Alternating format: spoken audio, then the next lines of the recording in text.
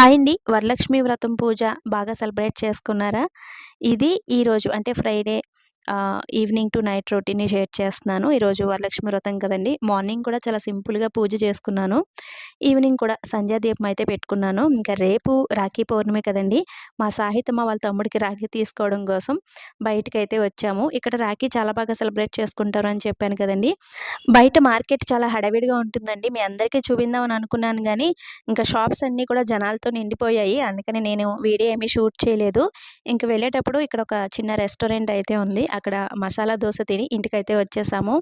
ఇక్కడ మనం తినగలిగే బ్రేక్‌ఫాస్ట్ ఏదైనా ఉంది అంటే ఈ దోస అండి. ఇది మాత్రమే మనం ఇక్కడ తినగలము.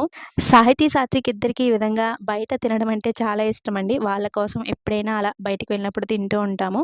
ఇంకిక్కడ ఇంటికైతే వచ్చేసాము. మా సాహితమ్మ వాళ్ళ తమ్ముడు కోసం సెలెక్ట్ చేసుకున్న రాఖీ అయితే ఇది. ఈ చిన్ని మినీ వ్లాగ్ నచ్చితే లైక్ ఇచ్చి వెళ్ళండి ఫ్రెండ్స్.